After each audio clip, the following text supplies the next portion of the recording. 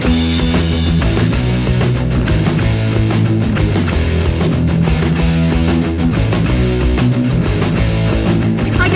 to another video with Mal. Today we are reviewing issue 156 of The Walking Dead, Queen and King. Very interesting cover. Not sure if I like it or not. It is interesting though. I don't like the skin suits at all, so I'm not sure how I feel about it. We've got Negan holding Alpha here. Maybe a hint of what's to come, maybe not. But yeah, so I thought this was a really good issue. I wasn't sold on it at first, but like as we got to the end, of course I liked it a lot more. I was very happy with the ending. We'll get to that in a second though. So what we have, this issue is completely focused on Negan and the Whispers. There's none of the normal Alexandria crew, no Rick, which is very strange. I don't know if they've ever done another comic where we didn't see like Rick's crew the whole time. I think this is an unusual one. I don't remember there ever being another one like this, but I read a lot of it in trades, so maybe I'm missing something. But I don't remember there being a comic just focused where we didn't see the other group. I think we've seen it like for one panel or something like that, at least when we've been looking, but I don't think we've ever completely left the group. So what this signals to me is Negan is now possibly part of Rick's group in like Kirkman's terms. Kirkman thinks that Negan's part of his group. So, of course, we have Beta doesn't approve of Negan still being there, and letting him stay there so far. They don't trust Negan. He's got to earn their trust, and Beta's saying we should have killed him, trying to deceive him. He's forbidden. He doesn't understand the laws they have in their society. Fair enough. But, of course, Alpha being the actual, like, leader of the group, puts him in his place. Says, you told me that you were going to never assert your dominance over me. And if you're going to, challenge me then. Challenge me then, and I'll kill you. So, they said you were always going to trust my judgment and trust me as a leader. So, are you challenging me? And, of course, Beta gets down on his hands and knees and says, no, he's never challenged her. And it makes me think, is there a different relationship between Alpha and Beta than we know about? Is Alpha actually, no, is Alpha and Beta actually like a couple? Were they married? Were they together? Are they Lydia's parents? Because I'm kind of wondering maybe about, Beta is actually more related to Alpha than we think. We don't know anything about his background compared to Alpha, but it could be. He's Lydia's father. He could be. There's no reason why he couldn't. And she's saying, is it time for you to become Alpha now? And he says, no, I'm not going to do that, and to forgive him. So Alpha's saying, I'll make the decisions around here. I'll decide who's here and who's not. And Negan tells her that she's awesome. And he bows down to her, much like Alpha did, and says, I recognize your strength and your will. Will you accept me into your group? So Negan's trying to get on her good side, trying to get with her. Remember, he said he was in love with Alpha when he saw her, so we're going with that. And maybe he does really, really love Alpha. And she's saying she does accept him, and he makes him some stupid crack about she's giving him an erection, and she's just like, come on, just stand already. And she's saying that to Negan, she doesn't think he's going to survive. She doesn't think he's strong enough for their society. And Negan's like, I can do it. I can do it. And he's given over his weapon to her. He's going to follow the rules. He's going to be part of their group. And he wants a skin suit. And she says, you have to earn the skin suit. So, fair enough. And then we get Negan kind of living his life with the group. Asking where lunch is. And being upset the guys are ignoring him, not talking to him. Because they are the Whisperers. They are the Whisperers. We don't talk. Being told off for yelling after he's killed a boar. Because Whisperers, hints in the name, guys. You don't scream a lot. But I just shot a pig with an arrow for the first time in my life. He was thrilled. And so he gets told off. And how to deal with the zombies. Just not move. Just stay still. and they're doing skin suits, and he was watching one, and he actually gets attacked by some zombies. And Alpha says he's got to show his strength. We're not going to save him. But she does give him back his knife, so he's got some weapon that you have to earn your keep around here. You got to show that you are strong enough to actually do it.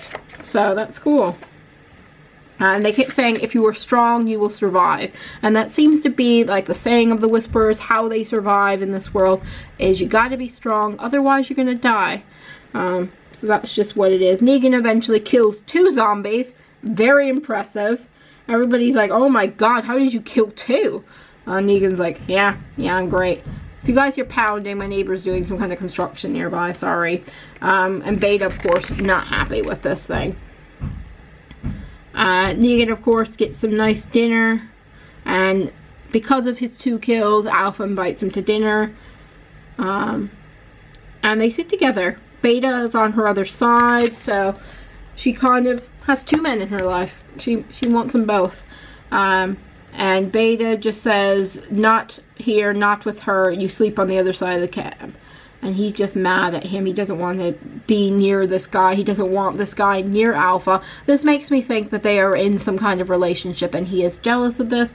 Alpha might make the decision who she's in the relationship with, but Beta is still going to try to put Negan in his place. And, of course, we find out Negan wasn't lying about all that stuff he talked about in the comic earlier about hating rape and hating violence against women, because someone tries to rape a woman in the camp and Negan comes to her aid and beats the crap out of some guys until he is knocked out. And they come up with this stupid that you're denying her right to defend herself to prove that she's strong. If she's strong, she'll survive. And it's like, no, she won't, because guess what? There's 2 guys there and there's 1 of her. And I'm not saying women are a weaker sex, but if we're not in a one-to-one match with another person, it makes life a lot harder, whether you're a man or a woman. So she is not going to be able to defend herself against this. She's also probably smaller than most of the men. The men are going to have more weight on her normally. It's how it goes. So she might not be able to defend herself against them. And it would be nice for someone like Negan to actually help. And it makes me show that Negan isn't that bad of a person. Negan has some like actual feelings of his own where he is not going to go against those things. He's got his own moral code, and it might not be the best moral code, but he's still got one. And he talks about he thinks they're joking, and Alpha said that's not our way, and he's saying it should be. And Beta say, you can't let this insult go unpunished, and they put him into the woods, and he and Alpha have this really strong conversation about, actually, this is not how the world should be. You shouldn't be having a world like this. And then Alpha's saying, although you've gained my respect and my trust, you don't belong here, you need to go. And Negan's saying, no. You need me because your people are messed up. Yeah, you might as well be dead bodies pretending you're alive. So, yeah. And Alpha should be ashamed of herself for letting stuff like that go on. And Alpha says she was weak. If you protect the weak, they never become strong. And Negan completely disagrees, telling her protecting the weak is the whole basis for civilization. Why would you only, like, do this? You are not an animal. And she just thinks she is. And they just get back and forth on this. And eventually she comes around to Negan's way of thinking. And Negan says, I'm willing to do a lot of things to, like, protect people. But I'm not going to do stuff like rape. Only the strong survive. And he's just saying it's bullshit. And it doesn't make sense. It's never made sense. And when she said this stuff to Rick as well, it's never made sense. And she said that he's punished, he's going to sleep on his own, but they end up talking some more, and she breaks down, because actually she isn't as strong as she's trying to put on. And he's saying, you can show your weakness to me, I'm not going to challenge you, I'm Negan, I don't want to be an alpha, and you have Beta protecting you, so you'll have me protecting you too. And she's saying Alpha Beta does not protect me, and he's like, yeah, he does. He's a giant guy. Of course he does. And it's like, you wouldn't be Alpha for a weekend without him helping you. And he's always giving you longing looks and cock-blocking the rest of those savages. So without that, they'd be fine. And she's like, she has her own strength, her own rules. They hold the place together. And then she breaks down, realizing she's giving her daughter away. And actually, maybe she isn't as strong as she would. She wanted to protect her daughter, and that was all she could do. She's saying, I'm not strong.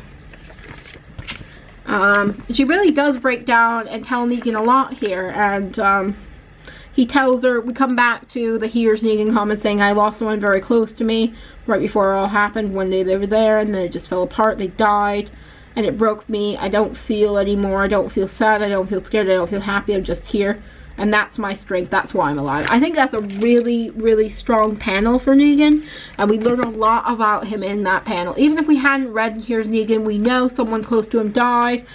And we know that's how he goes about surviving. And that's how a lot of people in this apocalypse would have to survive. Is just not thinking about it, really. You can't be sad, you can't be scared, that kind of thing. And he's like, you tell me you have to crush a field of babies to keep breathing. Sure, you say people who rely on me aren't going to live unless I turn someone's head into a bowl of gravy. I'm there. I don't feel bad about it. I don't think about it. It's just what it is. It's survival. I'm broken. And he doesn't want to live that way anymore. And he says she's pretending, but he's already broken, and it doesn't make you strong to pretend your emotions aren't real. So she just needs to do that, and Alpha's saying, maybe you do belong here, and it's like, cool. But then he kills her. Yeah. Another shocking thing. Thank you, Kirkman. We thought they were gonna get here.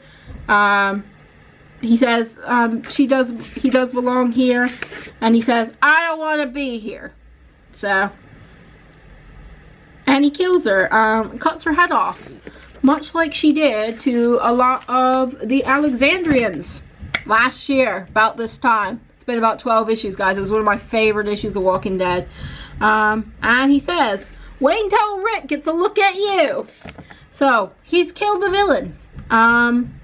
We thought Negan might be teaming up with her, but he's not going to. Negan actually is more gray than we thought in the first place. He's not black and white. He's killed the villain. He's taken her back to Rick. And I hope for what she did to Rosea, Ezekiel, everybody else, she gets what's coming to her and her head's on a pike in front of Alexandra, because that's what she deserves at this point. Feel bad for Lydia. Too bad. Your mom knew it was going to come eventually. She was going to get challenged. She was going to get killed. But I just love how Negan gets her in this false sense of security, telling her that she can be weak in front of him, and then he just does it. He gets a knife out of nowhere, chops her head off. She's alone. She can't even scream. She doesn't even realize what's happening until it's too late.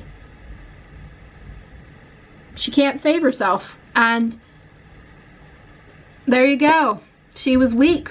Only the strong survive. She should have been able to fight off Negan if she was so strong, apparently. So yeah, so we've got the Whisperer War coming up next issue. Couple predictions. I'm assuming Beta is going to take the place as the leader of the Whisperers now, and he will be in for revenge. I think we will find out, although they're not saying it, Beta has a more closer relationship with Alpha than we thought. They might have been lovers, they might have been husband and wife. There's something there. I think there's definitely something there that we're not seeing. I love that in the Whisperer War, the cover, they showed Alpha and there was like a blood stain behind. And it's like, ah, I see. She was dead the whole time, and we were using previous covers as well together. So that's quite cool. So we weren't trying to give too much away there. But she ain't going to be involved. And I can't wait to see Negan either walk back to the hilltop or Alexandra and just holding her head. Be like, yep, got a head here. Cool. Anybody want to see? Yep, cut off the bitch's head. Here you go. Rick took care of your problem for you. You had a problem? I fixed it. You let me out? I fixed things for you. I assume Rick will lock him back up for the time being. I'm assuming Negan eventually will go free, and he will become like a sidekick of Rick, really, or he might even become one of the leaders, because the Saviors need a leader, and he was their previous leader. He's just got to learn to fight alongside the other survivors, not against them, and I think he can do that at this point. I think he's proven himself just by going and killing Alpha. He could have joined her team. Who knows, maybe he wants to be in charge of the Whisperers, but I don't think so, because he says, I don't want to be here. He doesn't want to be here. He's doing it for Rick Grimes. He's doing it to prove to Rick Grimes he's on his side. He's not going to do anything wrong. He's going to help them. Also, we've got the people on the radio. We didn't hear anything about them in this issue, but they are always in the back pocket as a new villain. Alpha might be dead, but there's always a new villain brewing on The Walking Dead. We never go without a villain for very many issues, so there'll be one eventually. So tell me what you thought of this issue. I was really, really happy with it. They like to do these big deaths. They did the big death, I think it's issue 144, I think it is, which is my favorite issue of The Walking Dead, just before Comic-Con. So they like these big deaths before Comic-Con. Gives people something to talk about. Gives them something to talk about at their panels. So yeah. And we're going to get a Walking Dead trailer on July 22nd, I think it was. So probably at Comic-Con, so that'll be interesting as well. So yeah, I'm looking forward to seeing the stuff from San Diego Comic-Con.